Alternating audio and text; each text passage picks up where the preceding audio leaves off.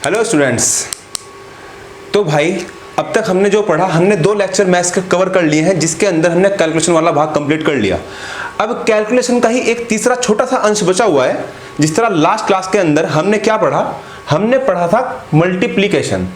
अब उसका एक तो मल्टीप्लीकेशन का मैं 3 पार्ट लिख रहा हूं यहाँ पे। एक तो मल्टीप्लीकेशन का छोटा सा भाग 25 और 125 का बचा हुआ है कि मुझे इनके बारे में बताना है कि हाँ, अगर इनके साथ कैलकुलेशन मुझे करनी पड़े तो कैसे करोगे। ये वाला भाग लास्ट टाइम मैंने नहीं बताना भूल गया, अब इस वाली वीडियो के अंदर हम टैकल कर लेंगे इस चीज़ को।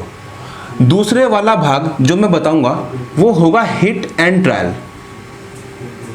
हिट एंड ट्रायल कि ये हम कैसे टैकल करेंगे, हिट एंड ट्रायल कि हाँ बिना क्वेश्चन को सॉल्व किए मल्टीपल से कैसे उड़ाएंगे, ठीक है क्वेश्चन। सेकंड वाला भाग ये होगा। और थर्ड वाला भाग इसी लेक्चर के अंदर क्या होगा कि अगर क्वेश्चन के अंदर मल्टीप्लिकेशन आती है 1.25 या फिर 3.125 के साथ गुणा करना, इस तरह का, ये आपने थंबनेल में भी देख लिया होगा कि किस तरह क्वेश्चन आज की क्लास में हमारे टैकल होने वाले हैं। तो जो क्वेश्चन आपने थंबनेल पे देख रखा है लगा हुआ, उस क्वेश्चन को कैसे टैकल करना है उसके लिए आपको शुरुआत से लेकर आखिर तक वीडियो देखनी होगी।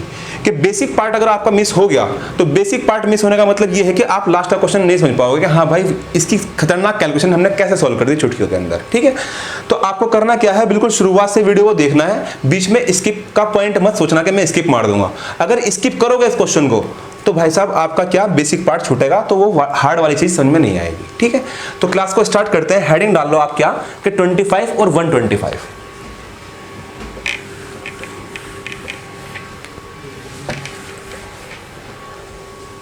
अब देखो किसी भी क्वेश्चन को मैंने कहा जी मुझे गुणा करना है, किसको, 88 को मुझे गुणा करना है किससे, 25 से, ठीक है। मैंने कहा मुझे 17288 इसे गुणा करना है किससे, 25 से, ठीक है। मुझे गुणा करना है 1355624 इसे गुणा करना है किससे, 25 से। अब मुझे बताओ अगर मैं इसका 25 से गुणा कर रहा हूं इस वाली संख्या को, तो चलो ठीक है 2 अंकों की संख्या है, आप 25 से गुणा कर सकते हो आराम से। अगर मैं 25 को इससे गुणा कर रहा हूं तो टाइम लगेगा, जाहिर सी बात है, हाँ टाइम लगेगा।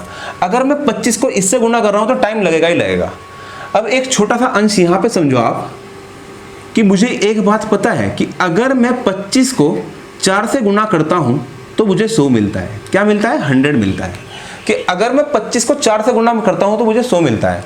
अच्छा मुझे बताओ ये 25 है, अगर मैं 4 से गुणा और 4 से ही भाग करूं तो क्या आंसर के ऊपर इफेक्ट पड़ेगा भाई। अगर मैं 2 से, मैंने कहा जी क्वेश्चन बस मेरे पास ये है 2 × 25, अगर मैं इसे 25 के साथ गुणा करता हूं, 25 के साथ अगर मैं इसे गुणा करता हूं तो आप कहोगे मेरा आंसर 25 दूनी 50 मेरा आंसर होगा।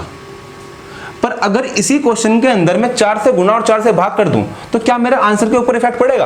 आप कहोगे नहीं मेरे आंसर के ऊपर कोई इफेक्ट नहीं पड़ेगा अगर मैं 4 से गुणा और 4 से भाग करता हूं, ठीक है। ये चीज तो आपको ध्यान रखना है कि जब भी आपको 25 से गुणा करना हो, किसी भी संख्या को 25 से गुणा करना हो, तो आप उस केस में गुणा ना करके क्या करो, इसे डिवाइड कर दो। आप डिवाइड कर दो किससे, 4 से। बस आपको 25 से गुणा नहीं करना, इस बंदे को क्या करना है, 4 से डिवाइड करना है। 4 से डिवाइड करोगे तो आप कहोगे 88 को अगर मैं 4 से डिवाइड करता हूं तो 4 दूनी 8, 4 दूनी 8, 22 आ गया, 2 0 चिपका, तो यही तुम्हारा आंसर होगा। यही तुम्हारा क्या होगा, आंसर होगा। इसी तरह मैंने कहा जी 25 को इससे गुणा करना है, तो मुझे बताओ कि अगर मैं इसमें 4 से गुणा कर दूं और 4 से ही भाग कर दूं, क्या आंसर के ऊपर कोई इफेक्ट पड़ेगा। आप कहोगे कोई इफेक्ट नहीं पड़ेगा क्योंकि 4 से 4 तो कट जाएगा, कोई इफेक्ट आंसर के ऊपर नहीं आएगा। बस इस बात से फायदा क्या होगा, इस बात से फायदा ये होगा कि 25 × 4 100 बन जाएगा। क्या बन जाएगा, 100। यानी कि इसकी जगह मैंने 100 लिख दिया और इस 4 से इसे काट दो, यही तुम्हारा उत्तर होगा। कि जो भी काटने के बाद उत्तर आएगा उसमें 2 0 चिपका दो, वही तुम्हारा आंसर होगा। अब 4 से काट दो इसे, 4 चौक 16, 4 तिया 12, 4 दूनी 8, 4 दूनी 8, तो मेरा आंसर क्या हुआ दोस्त, 432200। यही तुम्हारा आंसर हुआ, खत्म सवाल। तो यानी कि आपको कुछ नहीं करना, जब भी किसी संख्या को 25 से गुणा करना हो तो 25 से गुणा ना करके 4 से भाग दे दो, वही तुम्हारा उत्तर होगा। 4 से भाग दो और आंसर लिख दो, लास्ट में 2 0 चिपका देना है बस। 4 से भाग देते हो तो आप कहोगे 4 तिया 12, 4 तिया 12, 36, 4 9 36 और 4 6 24। ये आएगा 33906, बस इसके सामने 00 चिपका दो, यही तुम्हारा आंसर होगा। 3390600 यही तुम्हारा उत्तर होगा। खत्म सवाल, ठीक है। इसी तरह बस इस पॉइंट को आप याद रखोगे अब कि जब भी 25 से गुना करोगे तो 25 से गुना ना करके 4 से डिवाइड करोगे आप, ठीक है। और क्वेश्चन सॉल्व। अब इसी का ही टाइप बी मारो आप कि 25, अब हेडिंग डाल लो 125 के लिए क्या करोगे। अच्छा ये तो चलो 4 से कट गया, अगर 4 से ना कटे, अगर ये 4 से ना कटे, मैंने लिखा कि 1 3 2, मैंने यहाँ पे लिख दिया 2, अब ये 4 से नहीं कटता। अब इसका आंसर मैंने कहा जिसे 25 से गुना करना है, तो आंसर कितना होगा, तो मुझे पता है कि मैं 4 से डिवाइड करूंगा और 00 चिपकाऊंगा, तो बस इसे 4 से डिवाइड करो। 4 से डिवाइड करोगे तो उत्तर कितना आएगा, आप कहोगे 4 तिया 12, 4 तिया 12। अब ये 12 यहाँ पे कितना बच गया 2, तो पॉइंट लगाओगे और 0 बढ़ाओगे तो 4 पंजे 20, उत्तर ये होगा। पर साथ में 00 चिपकाओगे यानी कि 100 से गुना करोगे तो उत्तर मेरा क्या होगा, 3350 मेरा आंसर होगा। कितना होगा, 3350, ठीक है।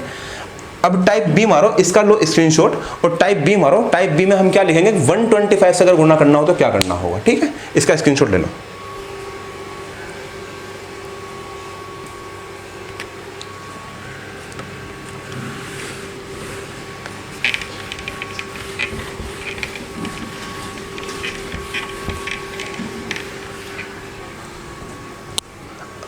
अब जिस तरह मैंने क्वेश्चन लिखा 13424, मैंने क्वेश्चन लिखा, मैंने कहा जी इसे गुना करो किससे, 125 से, 125 से गुना करना है। मैंने कहा जी बताओ उत्तर क्या होगा। समझो अब यहाँ पे मैं 2 को गुना कर रहा हूँ किससे, 125 से, या 8 से करो कि अगर मैं 8 से गुना करता हूँ किससे, 125 को। मैंने कहा जी उत्तर बताओ, उत्तर कितना होगा। तो आपको इस क्वेश्चन के लिए क्या करना है, इसे गुना नहीं करनी, कभी भी गुना नहीं करनी। आपको 125 की जब करोगे तो 8 से ही गुना और 8 से ही भाग कर दो, 8 से ही गुना 8 से ही भाग कर दो। अब ये बात मैंने क्यों करी, मैंने इसलिए करी दोस्त कि अगर मैं 125 से 8 की गुना करता हूं तो मुझे मिलता है कितना, 1000। कितना मिलता है, 1000 मिलता है। तो बस इस बात से मतलब क्या हुआ कि जैसे मैंने 8 से गुना और 8 से भाग करी तो आंसर के ऊपर तो कोई इफेक्ट नहीं पड़ेगा। बस मुझे ये क्लियर हो गया कि जैसे ही 125 की 8 से गुना होगी तो यहाँ पे मुझे 1000 मिल जाएगा। क्या मिल जाएगा, 1000 मिल जाएगा। तो बस इस 8 से ये काट दो जो भी यहाँ वैल्यू होगी, तो आप कहोगे 8 कम 8 मैंने काट दे तो उत्तर कितना होगा, 1000। खत्म सवाल, ठीक है। ये करना है आपको। अब जिस तरह मैंने ये क्वेश्चन करा तो आप कहोगे जी 125 दिख गया मुझे। अगर 125 दिख गया तो आपको करना क्या है, 8 से ही गुना और 8 से ही भाग। तो बस यही करो आप, तो इसे 8 से गुना और 8 से भाग करो। अब मुझे पता चल गया कि 125 इंटू 8 करोगे तो यहाँ पे क्या मिलेगा आपको, 1000 मिल जाएगा। यहाँ से क्या मिलेगा, 1000। अब बस इस 8 से ये काट दो तो आप कहोगे 8 कम 8 बचा कितना, 74, 8 नम 72 बचा कितना, 2 तो 22, तो 8 दूनी 16 बचा कितना, 6, 64, 8 8 64। तो यही तुम्हारा उत्तर 1928 यही तुम्हारा उत्तर, ठीक है। अब कोई भी क्वेश्चन हो, अगर 125 से गुना करना हो तो आप कभी भी उस क्वेश्चन को 125 से गुना नहीं करोगे, उसे क्या करना है, आपको 8 से भाग देना है बस, ठीक है। मैंने एक क्वेश्चन लिखा 2348, मैंने कहा 125 बताओ उत्तर क्या होगा। तो आपको कुछ नहीं करना दोस्त, 8 से भाग दे दो, बस 8 से भाग दे दो और 3 0 चिपका दो, वही तुम्हारा उत्तर होगा। 8 दूनी 16 बचा कितना, 7, 74, 8 नम 72 बचा कितना, 28, 8 तिया 24 बचा कितना, आप कहोगे 2 बच गया, पॉइंट लगाओ 0 बढ़ाओ, 8 दूनी 16 बचा कितना, 4 और 8 पंजे 40। ये तुम्हारा आंसर है। पर तुम 1000 चिपकाओगे इसके साथ, जैसे ही 1000 चिपकाओगे यानी कि गुणा करोगे 1000 से तो ये वाला पॉइंट हट जाएगा और एक 0 बढ़ जाएगी, तो वही तुम्हारा उत्तर होगा, यानी कि 293250 यही तुम्हारा उत्तर होगा, ठीक है। अब देखो, अगर हम जिस तरह इसे सॉल्व करते हैं क्वेश्चन को, ये तुम्हारा कंसेप्ट हुआ कि भाई कंसेप्ट मैंने क्या सिखाया कि जब भी 125 से गुणा करोगे तो आपको 8 से डिवाइड करना है। जब भी 125 से गुणा करोगे, कैलकुलेशन करते हुए अगर थोड़ी बहुत गलती हो जाए तो वो कैलकुलेशन की गलती है, वो कैलकुलेशन की गलती है, कंसेप्ट की गलती नहीं है। मेन मुद्दा है हमें कंसेप्ट सीखना। 8 कम 8, 8 दूनी 16, इसमें थोड़ा बहुत ऊपर नीचे हो सकता है कि हाँ मैंने थोड़ा बहुत गलत काट दिया हो, है ना, पर कंसेप्ट यही रहेगा, ठीक है। तो एक बार देखते हैं कि हाँ भाई मैंने कोई गलती तो नहीं करी। 8 से अगर मैं काटता हूं तो 8 दूनी 16, तो बचा कितना 7। अब 74 है तो 8 नम 72, 72 तक कट गया, बचा कितना 2 बच गया, तो आप हो गया 28। तो 8 तिया 24, 24 तक पूरा पूरा कट गया, बचा कितना 4। गलती हो गई थी भाई, गलती हो गई थी। पकड़ो इसे जरा, देखो मैंने क्या करा, मैंने इसे गलत काट दिया था। ध्यान दो, जिस तरह मैं इसे 8 से काट रहा हूं, अब तुम इसे 8 से काटोगे तो 8 दूनी 16, 16 बार कट गया तो बचा कितना 7। 74 तो 8 नम 72, तो आप कहोगे 2 आ गया, और 8 नम 72 आ गया, 72 तक कट गया, बचा कितना 2। अब 28, अब 8 नम 72, 72 और 2 74, 28, तो 8 तिया 24, 24 तक पूरा पूरा कट गया, बचा कितना 4। अब 4 पे तुम क्या करोगे, पॉइंट लगा दोगे, 8 पंजे 40, बस ये होगा, यहां तक कटेगा। अब यहां तक कटेगा, बाद में क्या करोगे, 1000 चिपका दोगे, ठीक है। तो उत्तर ये होगा 2935000, खत्म सवाल। ये तुम्हारा उत्तर होगा, ठीक है, 00 नहीं। अब बस हेडिंग मार के ये लिख लो, इसका डायरेक्टली मैं निष्कर्ष लिखवा रहा हूं आपको अब, कि जब भी 125 है और 25 है तो निष्कर्ष क्या लिखोगे, इसे आप लाल पेन से अपनी कॉपी में नोट डाउन कर लोगे, इस बात को जो मैं अब लिखवा रहा हूं।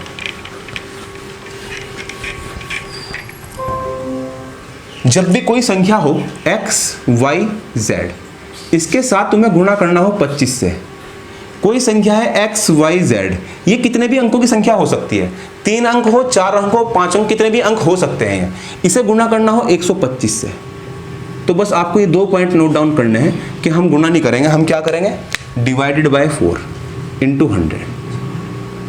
ये हम गुणा नहीं करेंगे, हम क्या करेंगे, डिवाइडेड बाय 8 इंटू 1000, खत्म। ये 2 पॉइंट आपको नोट डाउन करने हैं। तो ये 25 का और 125 का रोल खत्म, ठीक है। अब हेडिंग डाल लो आप टाइप बी मार के, कि टाइप बी लगाओ और उसमें लिखो कि अगर पॉइंट में मेरे पास कोई कैलकुलेशन आएगी कि 0.25, 0.125, 0.5, अगर पॉइंट में कोई कैलकुलेशन आती है तो उसे हमें कैसे टैकल करना है, पॉइंट आप मारो टाइप बी। आ जाओ भाई, हेडिंग डाल लो क्या, फ्रैक्शन, कि अगर मुझे मल्टीप्लिकेशन फ्रैक्शन में करनी हो, फ्रैक्शन मतलब भिन्न, मतलब पॉइंट में करनी हो।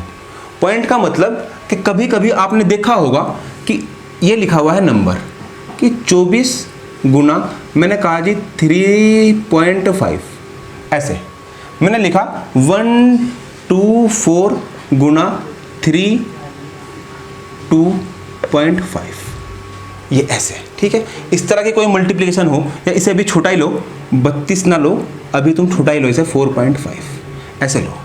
मैंने लिखा 288 इंटू 6.5, ऐसे कोई कैलकुलेशन लिखी हुई हो, या फिर 0.25 कोई कैलकुलेशन लिखी हुई हो, या फिर 0.125 कोई कैलकुलेशन में लिखा हुआ हो।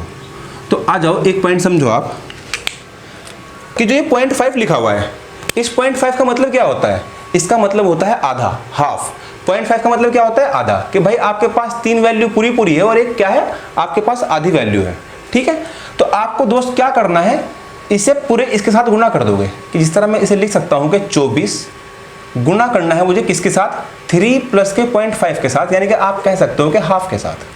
ये कह सकते हो आप कि भाई 0.5 का मतलब क्या होता है, आधा ही तो होता है। तो आप 24 को गुणा कर रहे हो किसके साथ, आधे के साथ। तो 24 या कितने होंगे, आप कहोगे 3 चौक 12, कितने होंगे 72, तो मैंने लिख दिया 72 प्लस। अब जब तुम 24 को हाफ के साथ गुणा करोगे तो ये 24 का हाफ हो जाएगा, कितना होगा ये, यही होगा 12, यही होगा। अब तुम 72 में 12 जोड़ दोगे तो आप कहोगे मेरा आंसर होगा 84।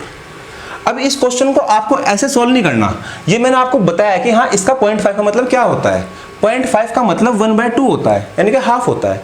तो अब आपको इस क्वेश्चन को ऐसे टैकल करना है कि आप भूल जाओगे कि 0.5 भी लिखा हुआ है, इसे भूल जाओगे 0.5 है। आप मान लो कि मेरे पास 3 ही संख्या है, बस 3, तो 24 या कितने हो गए 72, 72 के अंदर इसका आधा जोड़ दो, बस 24 का आधा जोड़ दो, तो वही होगा 72 प्लस के 12 कितने हो गए 84, वही तुम्हारा आंसर, खत्म सवाल।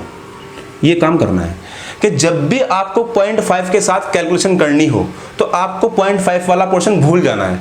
0.5 वाला पोर्शन भूल जाओ, जो बंदा बचा हुआ है उसके साथ गुणा कर लो, 24 या 72, और उस 72 में इसका आधा जोड़ दो, यानी कि उसका 0.5 जो बचा हुआ है वो जोड़ दो। ठीक है, तो आपने कहा जी 24 या 72, 72 में मैंने 24 का आधा जोड़ा, कितना आया मेरा आंसर 84, खत्म सवाल। इसी तरह मैंने कहा जी 124, अब 124 इंटू 4 करोगे कितना आएगा 496, तो आप 496 लिख लो, 496।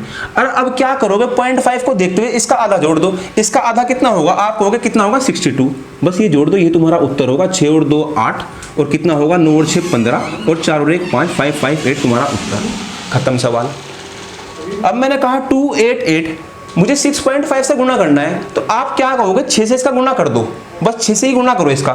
जैसे ही 6 से गुणा करोगे आप कहोगे 0.5 के लिए इसका आधा जोड़ना है मुझे, और कुछ भी नहीं करना। अब 6 से गुणा करोगे, 6 अट्ठे 48, 6 अट्ठे 48 और 4 52, 52 का 2 लिखोगे, 5 कर दोगे कैरी, 6 दूनी 12, 12 और 5 कितने हो गए 17, 1728 तुम्हारा उत्तर आ गया। पर इसे अभी पूरा उत्तर नहीं है, इसके अंदर तुम्हें कुछ जोड़ना है। क्या जोड़ना है, इसका आधा जोड़ना है, यानी कि 2 4 4 ये जोड़ना है आपको। एक मैंने 2 से काट दिया इसे 144, तो बस ये जोड़ दो, 8 और 4 12, 4 5 6 और 1 7, 7 और 1 8, 1872 तुम्हारा उत्तर होगा। ठीक है, तो अब जब भी किसी कैलकुलेशन के अंदर आपको 0.5 वाला पोर्शन मिलेगा, जैसे ही 0.5 वाला पोर्शन मिलेगा तो आपको दोस्त कुछ नहीं करना, उसके अंदर 0.5 वाले को भूल जाओगे, जो बचेगा बंदा उससे गुणा करोगे, बस उससे गुणा करने के बाद उसका आधा जोड़ दोगे, जब भी कब, जब भी 0.5 वाली कैलकुलेशन होगी। इसी का ही टाइप नंबर 2 का आप मारोगे बी पार्ट, कि अगर 0.5 ना हुआ यहां पे 0.25, तो हमें कैसे कैलकुलेट करना है। आ जाओ, इन्हीं क्वेश्चन में लेता हूं, चलो मैं इन्हीं क्वेश्चन में ले रहा हूं, मैं बस मैं ये डेट चेंज कर रहा हूं कि 24 124 288 लिखा हुआ है मान लो, बस मैंने ये इधर का चेंज कर रहा हूं पोर्शन। सॉरी यार, इसका स्क्रीनशॉट लो, आ जाओ।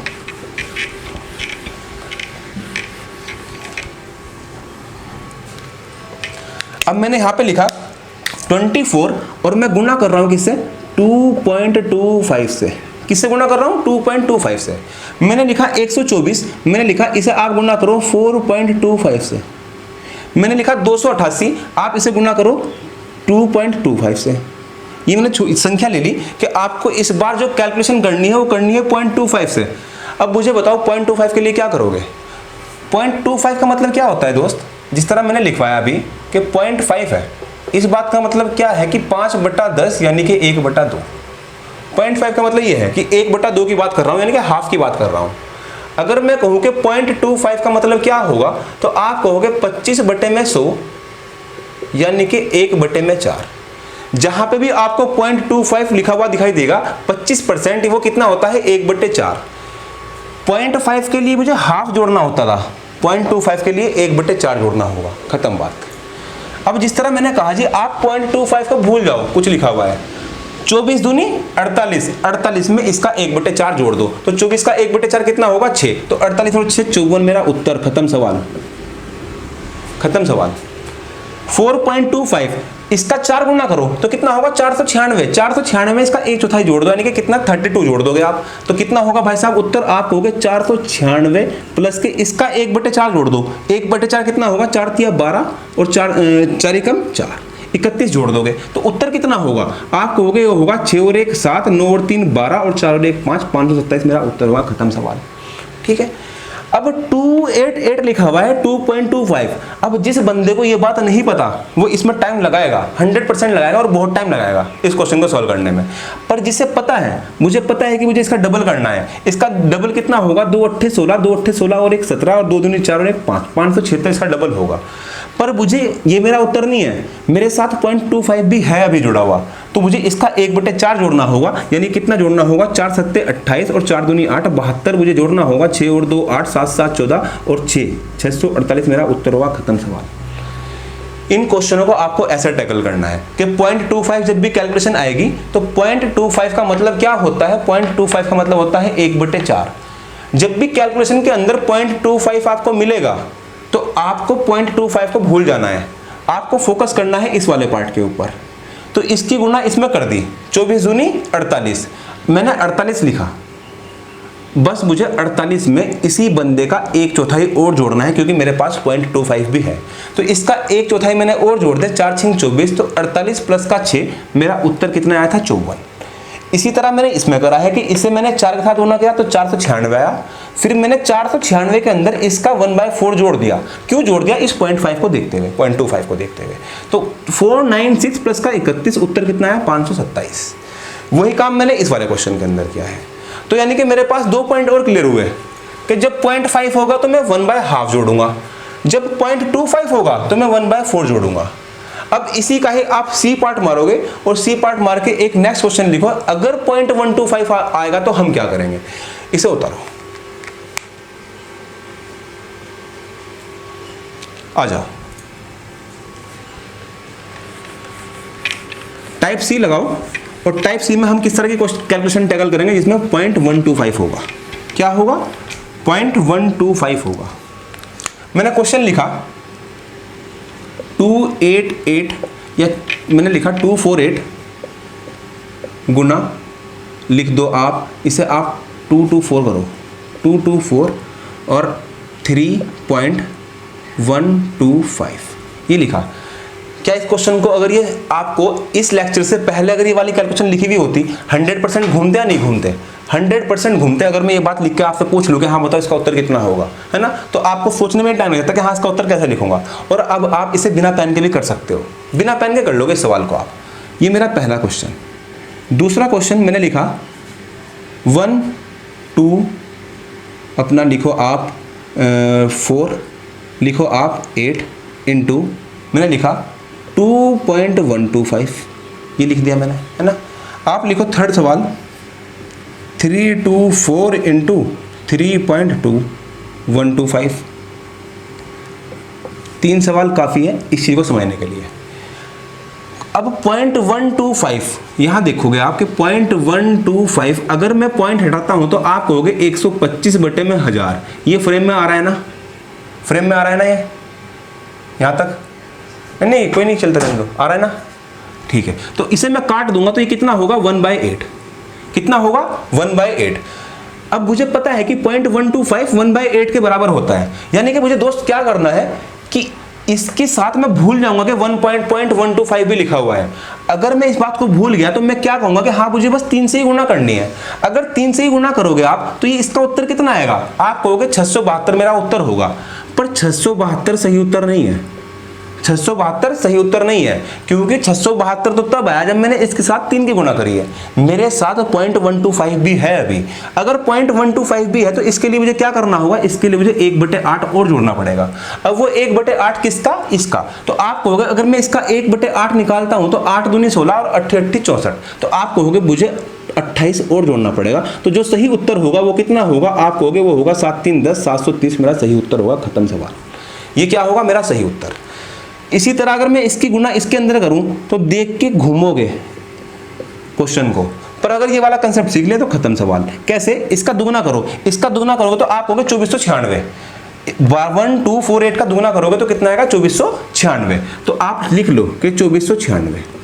पर ये 2496 सही उत्तर नहीं है। इसके साथ मुझे क्या करना पड़ेगा? 0.125 है तो इसके साथ मैं 1/8 जोड़ दूंगा। तो तुम 1/8 जोड़ोगे तो 8 कम 8, आप कहोगे 1, कितना बचा? 44। 8 पंजे 40 और 8 6 48, इतना जोड़ दोगे 6 6 12 और 9 और 5 15, मतलब 10 और 5 15 और 4 और 1 5 और 1 6, 2652 मेरा उत्तर होगा। ये 2 है, 2652 मेरा क्या होगा? सही उत्तर होगा। इस क्वेश्चन का आंसर आप कमेंट बॉक्स में मुझे बताओगे इस क्वेश्चन का आंसर कितना होगा, है ना। और इस क्वेश्चन को आपको बिना पेन के ही करना है। अब ये जो मैंने 3 पोर्शन लिखवाए कि 0.5 हो, इसे आप ब्रैकेट में लाल पेन से लिखोगे अपनी कॉपी के अंदर कि जब भी 0.5 होगी तो मैं हाफ से गुना करूंगा, 0.25 होगी तो 1/4 से गुना, मतलब 1/4 जोड़ दोगे उसके अंदर, और 125 होगा 0.125 होगा तो आपको क्या करना है? 1/8 से गुना करना है। इन 3 पॉइंट को आप अपनी कॉपी के अंदर लिख लोगे। अब इसके बाद टाइप नंबर 3 पे आओ कि थर्ड वो होगा हिट एंड ट्रायल। ठीक है, फिर मैं हटा रहा हूं इसे। अरे भाई 8 2 10 कैरी करोगे 1 7 8 9 10, यहाँ पे 0 आएगी, सॉरी यार ये 0 आएगी, 700 होगा इसका उत्तर। ठीक है, ये गलती से लिखा गया 3। अगर लाइव क्लास होते तो तुम कमेंट में मुझे बता सकते थे कि हाँ भाई ये गलती से 3 आया है। जोड़ने में तो गलती पता नहीं कैसे हुई है भाई 7 3, यहाँ पे 3 कैसे आया वो गलती से लिखा गया है, ठीक है, उसे माइंड मत करना, ध्यान देना है कंसेप्ट के ऊपर कि कंसेप्ट में कोई कमी ना हो, है ना। इस क्वेश्चन का आंसर आप बता दोगे। अब नेक्स्ट हेडिंग डाल लो आप टाइप सी। टाइप सी क्या होगा हमारा, हिट एंड ट्रायल। अब हिट एंड ट्रायल आप मेंस्ट्रुएशन के अंदर कैसे लगाओगे, क्षेत्रमती के अंदर कैसे लगाओगे हिट एंड ट्रायल। आ जाओ, जिस तरह मैंने कहा जी मेरे पास क्या है, एक सर्कल है, क्या है, सर्कल। मेरे पास मैंने कहा जी एक सिलेंडर है, बेलन। दूसरा मैंने कहा जी मेरे पास क्या है, एक कोण है, या फिर मैंने कहा कि मेरे पास एक क्या है, बॉल है ना, बॉल। ये सर्कल है, ये अपना बॉल हो गई, स्फीयर हो गया, मैं लिख दूंगा ठोस गोला। या फिर मेरे पास क्या है, एक हेमिस्फीयर है, हेमिस्फीयर, ठीक है, चलो मैं लिख ही रहा हूं।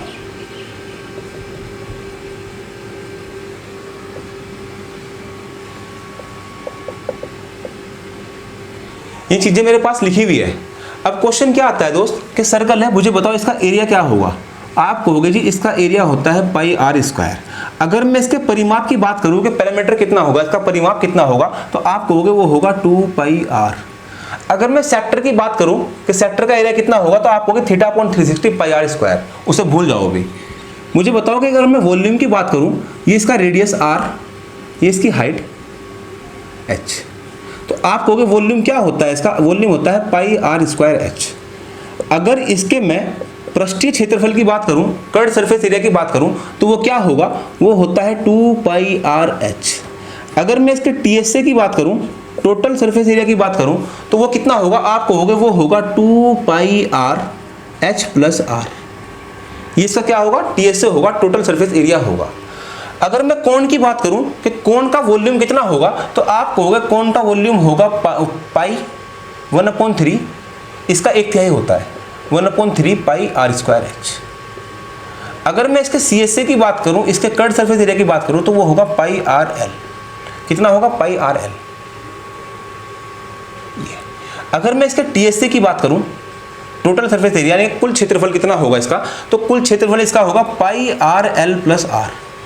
कितना होगा, एल प्लस आर। इसी तरह अगर मैं स्फीयर की बात करूं, तो वॉल्यूम अगर मैं निकालूंगा तो 4/3 पाई आर क्यूब, और इसका टीएसए कितना होगा, तो आप कहोगे होगा 4 pi R cube, 4 pi R square. 4 pi R square क्या होगा, इसका टीएसए होगा। इसी तरह अगर हेमिस्फीयर का बात करूं, तो इसका आधा हो जाएगा, इसका आधा करोगे तो वॉल्यूम कितना होगा, आप कहोगे 2/3 पाई आर क्यूब। इसका सीएसए कितना होगा, तो आप कहोगे सीएसए होगा इसका कितना, पाई। जिस तरह यहाँ 4 पाई है ना, तो ये बस 2 पाई आर स्क्वायर इसका सीएसए और 3 पाई आर स्क्वायर इसका टीएसए, यानी कि 2 पाई आर स्क्वायर क्या होगा, इसका सीएसए होगा, और टीएसए कितना होगा, 3 पाई आर स्क्वायर इसका टीएसए होगा। ये से क्या है, सारे के सारे फॉर्मूले हैं। और क्षेत्रमती में इसी के क्या होते हैं, फॉर्मूले आते हैं मेंस्ट्रुएशन के अंदर। सर्कल का बताओ जी, सिलेंडर का बताओ, कोन का बताओ, सर्कल इसका बॉल स्फीयर का बताओ, और हेमिस्फीयर का बताओ, है ना। अब मैं इसे यहाँ क्यों सिखा रहा हूँ आपको, यहाँ पे मैं इसलिए सिखा रहा हूँ आपको दोस्त, इसलिए सिखा रहा हूँ यहाँ पे मैं, क्योंकि मैं बताऊंगा इसके अंदर हिट एंड ट्रायल कैसे लगाओगे आप। मुझे बताओ पाई का मान कितना होता है, पाई का मान आप कहोगे कि पाई का मान 22/7 होता है। कितना होता है, 22/7 होता है। मुझे बताओ पाई यहाँ पे भी है, पाई यहाँ पे भी है, पाई यहाँ है, यहाँ है, यहाँ है, पाई यहाँ है, यहाँ है, यहाँ है, यहाँ है, यहाँ है, यहाँ है, यहाँ है, यहाँ है। क्या एक भी फॉर्मूला ऐसा है जिसके अंदर पाई का यूज नहीं है? आप कहोगे जी पूरी की पूरी क्षेत्रमती के अंदर पाई तो टिका हुआ है, यानी कि पाई तो हर जगह आपको मिलेगा ही मिलेगा। पाई आपको एक सिंगल फॉर्मूला भी ऐसा नहीं है जिसके अंदर पाई ना हो। पाई का मतलब जिसके अंदर 22 ना हो, 22 का मतलब जिसके अंदर 11 ना हो। क्या ना हो, 11 ना हो।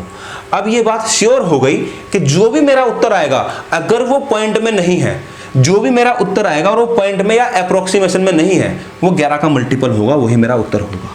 कि आपको इन क्वेश्चनों के अंदर सॉल्व करने की आवश्यकता नहीं पड़ेगी। जितने भी मैंने फॉर्मूले लिखवाए हैं, एक भी क्वेश्चन आप सॉल्व नहीं करोगे। अगर 11 का मल्टीपल ऑप्शन के अंदर एक ही है तो आप डायरेक्टली टिक मारोगे। हिट एंड ट्रायल इसे कहते हैं कि मैंने फॉर्मूला भी चेक नहीं किया, मैंने देखा कि पाई का यूज हो रहा है, पाई का यूज हो रहा है मतलब 22/7 का यूज हो रहा है, 22/7 का यूज हो रहा है मतलब 11 का यूज हो रहा है, 11 का यूज हो रहा है मतलब आंसर 11 का मल्टीपल होगा। 11 का मल्टीपल चेक करोगे और टिक मारोगे, क्वेश्चन खत्म हमारा। एक पॉइंट यहां से। पर बाई चांस ऐसा हो गया 11 के मल्टीपल आपको 2 या 3 मिल गए, अगर 11 के मल्टीपल आपको 2 या 3 मिल गए तो देखो दूसरा पॉइंट आप क्या मारोगे इसके अंदर। दूसरा पॉइंट आपको ध्यान देना है कि इसके अंदर आर लिखा हुआ है। क्या लिखा हुआ है? आर। इसके अंदर भी आर लिखा हुआ है, इसके अंदर भी आर है, एच है, आर है, एच है, आर आर आर या एल एच, कुछ ना कुछ अलग से लिखा हुआ है। तो या तो आर या एच आपको देखना है, ये 9 है, ये 7 है, ये 4 है, या क्या है। अगर 9 यहां पे हुआ 9 तो आप कहोगे आंसर 9 का मल्टीपल होगा। अगर यहां पे हुआ 4 तो आंसर 4 का मल्टीपल भी होगा, 8 का मल्टीपल भी होगा। अगर यहां पे हुआ 7 तो आप कहोगे अगर यहां पे 7 होता है तो हाँ आंसर 7 का मल्टीपल भी होगा। पर बाई चांस अगर परिमाप में 7 हुआ तो वो 7 का मल्टीपल नहीं होगा। ये बात याद रखना कि अगर यहाँ पे रेडियस 7 हुआ तो परिमाप 7 का मल्टीपल नहीं होगा। क्यों नहीं होगा? क्योंकि 22/7 आएगा यहाँ पे, वो उस 7 से ये 7 कट जाएगा। ये बात याद रखोगे आप कि जहां पे r का सिंगल मान हो, स्क्वायर या क्यूब ना हो, वहां पे अगर r 7 भी हुआ तो भी वह आंसर 7 का मल्टीपल नहीं होगा। क्यों नहीं होगा? क्योंकि 7 से कट जाएगा, इसलिए 7 का मल्टीपल नहीं होगा। 7 का मल्टीपल r वहीं होगा जहां ये स्क्वायर की फॉर्म में होगा, जहां ये स्क्वायर या क्यूब की फॉर्म में होगा वहीं पर होगा। कि अगर यहाँ पे 7 हुआ r तो हाँ आंसर मेरा 7 का मल्टीपल होगा ही होगा, ये फिक्स है। तो आप इन फॉर्मूलों को आप स्क्रीनशॉट ले लो, इन सभी फॉर्मूलों का। इन फॉर्मूलों का यूज जब अति जरूरत होगी तभी करोगे, वरना फॉर्मूला की यूज करने की जरूरत नहीं पड़ेगी।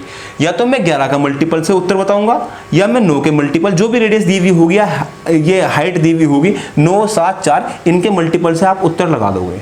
अब जरा क्षेत्रमति की बुक खोलना मेंसुरेशन के अंदर और ये देखना कि आप कितने % क्वेश्चन ऐसे हैं जो सिर्फ इन 2 बातों से ही आप सॉल्व कर दोगे कि आपको फॉर्मूला या कुछ भी कैलकुलेट करने की आवश्यकता पड़ेगी नहीं। ठीक है, हिट एंड ट्रायल इसमें बहुत बढ़िया तरीके से लगता है इन फॉर्मूलों के अंदर। ठीक है, कि यहाँ हम बिना फॉर्मूला बिना क्वेश्चन को सॉल्व किए उत्तर तक पहुंच जाते हैं। ठीक है, तो आज की क्लास में इतना ही रखते हैं दोस्त। इसके अंदर हमने 3 पोर्शन टैकल कर लिए हैं। उम्मीद करता हूं कि हाँ मैंने आपको अच्छे से समझा दिया होगा। वो चीजें जो थोड़ी बहुत त्रुटि हुई होगी कैलकुलेशन के अंदर, उस पर फोकस नहीं करना है, उस पर ध्यान नहीं देना है। कैलकुलेशन ऐसा भाग है कि हाँ भाई 3 और 2 5, मेरे गलती से मेरे माइंड में आता है कि 3 और 2 4, तो हाँ वो वाली मिस्टेक है वो। ठीक है, तो कैलकुलेशन के ऊपर आप ध्यान नहीं दोगे, आप ध्यान दोगे कंसेप्ट के ऊपर कि कंसेप्ट प्रॉपर हमें समझ में आ रहा है कि हम कर क्या रहे हैं। कंसेप्ट के ऊपर फोकस रखना है और वीडियो को ज़्यादा से ज़्यादा शेयर करना है। Okay, thank you.